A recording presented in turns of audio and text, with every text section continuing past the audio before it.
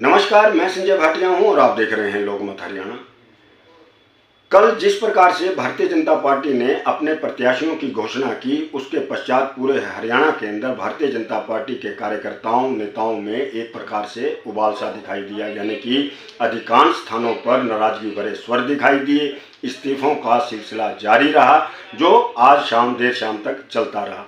आज मैं बात कर रहा हूं झज्जर जिले के अंतर्गत आने वाली बेरी विधानसभा सीट के बारे में।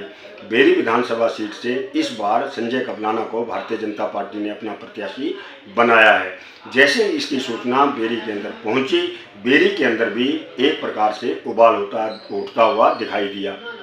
आज मैं बात कर रहा हूं बेरी हलके से भारतीय जनता पार्टी के एक बड़े नेता अमित डीगल के बारे में।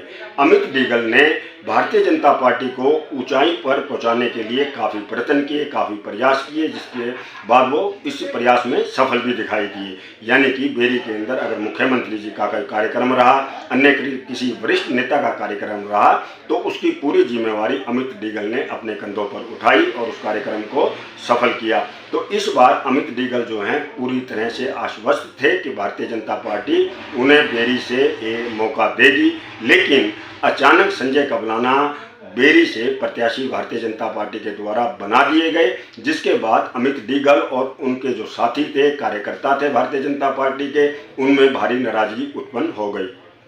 तो आज बेरी के अंदर अमित डीगल ने एक पंचायत का आयोजन किया, जिसमें भारी संख्या में भाजपा के कार्यकर्ता और अमित डीगल के समर्थक पहुंचे। अमित डीगल ने साफ साफ कहा कि भारतीय जनता पार्टी ने प्रत्याशी नहीं दिया, बल्कि हल्के के लोगों के लिए चूड़ियां भेजी हैं। यानी कि बड़ा दुख था अमित डीगल को, क्योंकि पिछले 5 साल से अमित डीगल काफ़ी मेहनत कर रहे थे और भारतीय जनता पार्टी के लिए इतने उन्होंने प्रयास किए, गांव-गांव में भारतीय जनता पार्टी को पहुंचाया, कार्यकर्ताओं का संगठन तैयार किया, लेकिन ऐन वक्त पर उनकी टिकट को काटकर और संजय कबलाना को प्रत्याशी बना दिया गया।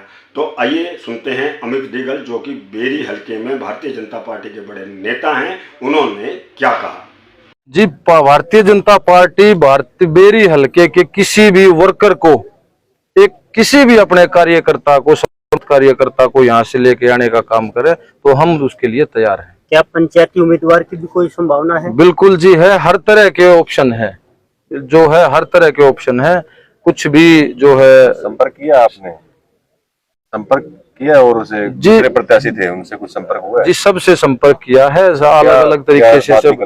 देखो, वो भी ये इस चीज में निराश है कि भाई ये कैंडिडेट जो है एकदम से कहाँ से, मतलब फिर एक बार कहूंगा कि हमारे लिए बेरी हल्का वासियों के लिए ये प्रत्याशी नहीं भेजा, ये चूड़ियां भेज दी।